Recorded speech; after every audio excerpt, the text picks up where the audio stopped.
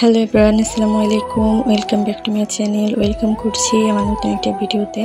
হঠাৎ অসুস্থ হয়ে আমাকে ঢাকায় যেতে হয় জরুরিভাবে। সবাই আমার জন্য দোয়া করবেন এবং ফুল ভিডিওটা জুড়ে থাকুন। কি হয়েছে আমার সাথে সব কিছু বিস্তারিত আপনাদের সাথে শেয়ার করব। তো অনেক আপুই আমাকে ইনবক্সে হোয়াটসঅ্যাপে মেসেজ দিয়ে বলতেছে কেন আমি ভিডিও দেই না।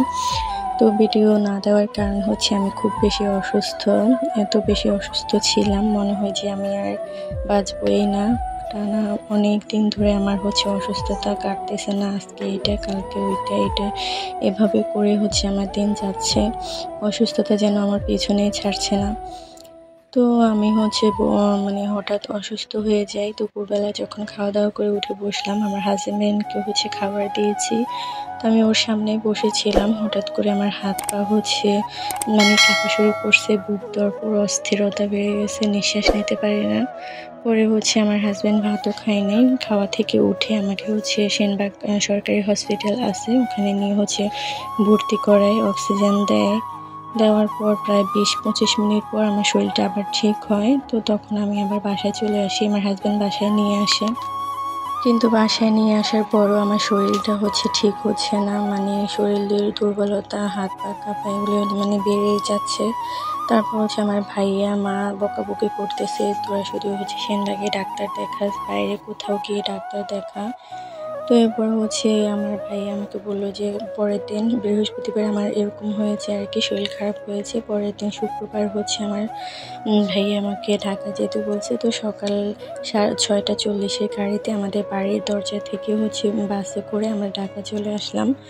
তো এখানে আসার পর আমার মেয়ের দুইটাকেও নিয়ে আসছি। মেয়েরা পুরো জার্নিতে শুধু একের পর এক বমি করছে। মানে ওদের শরীরটা একদম দুর্বল হয়ে গেছে বমি করতে করতে, দেখে বুঝতে পারছেন। ছোট মেয়েটা বেশি বমি করছে। তো এরপরে আমি আমাদের বিরতি দিয়েছে কুমিল্লা একটা রেস্টুরেন্টের সামনে আর কি।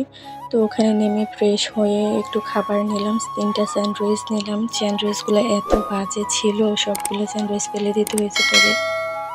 তারপর আমি তেঁতুলের চাটনিটা খেলাম। চাটনিটা খেয়ে অনেকটা ভালো লেগেছে, তার চাটনিটা অনেক বেশি মজা ছিল।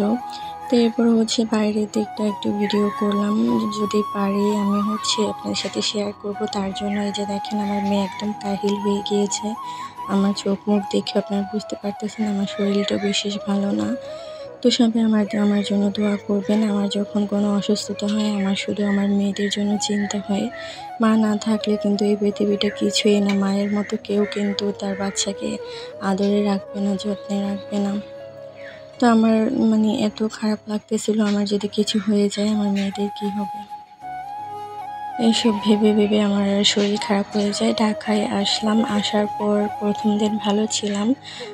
সন্ধ্যার দিক থেকে আবার আমার শরীরটা খারাপ হয়ে যায়। পরে আমার ভাই আমাকে মিরপুর 1-এ আছে আর কি, আমরা চিড়িয়াখানা, যেখানে আমার ফুফাতো ভাইরা এখানে কোয়ার্টারে জব করে আর কি, মানে চিড়িয়াখানায় জব করে সরকারি। তো ওনাদের কোয়ার্টারে আমরা আছি, উঠলাম ওখানে এসে। তারপর মানে এদিকে একদম আমার শ্বশুরবাড়ির যেরকম শহরের মতো আর কি, তো ওইরকম আর কি। এখানে সহজে রিক্সা পাওয়া যায় না, একটু দূর হেঁটে মানে চিড়িয়াখানার সামনের গেটে গিয়ে আপনার রিক্সা নিতে হয়। তখন আমার হঠাৎ শরীরটা এত বেশি খারাপ হয়ে গিয়েছিল, আমার ভাইয়া তো পুরো ভয় পেয়ে গেছে। তো এরপর আমাকে ডেল্টা হসপিটালে আবার ভর্তি করে, ওখানে স্যালাইন, অক্সিজেন সব কিছু দেওয়ার পর আবার আমার শরীরটা একটু ঠিক হয়। তো সবাই আমার জন্য দোয়া করবেন। কি আর বলবো, বেশি কথাও বলতে পারতেছি না। তারপরে যে আসার পথে যমুনা নদীটা পেলাম আর কি। তো যমুনা নদীটা আপনাদের জন্য একটু ভিডিও করলাম। দেখেন কত সুন্দর লাগতেছে যমুনা নদীটা। মানে আরও কাছ থেকে করলে আরও বেশি ভালো লাগতো। যাওয়ার পথে কয়েকটা নদী পড়ছে, কিন্তু সবগুলো নদীর ভিডিও নিতে পারিনি, কারণ শরীরটা এত বেশি খারাপ ছিল, জানালাটাও খুলতে পারি না, অনেক বেশি বাতাস। তো যেটুকু পেরেছি আপনাদের জন্য ভিডিও করেছি। তো সবাই আমার জন্য মন থেকে দোয়া করবেন, আল্লাহ যেন আমার মেয়েদের উসিলায় আমাকে সুস্থ করে দেয়।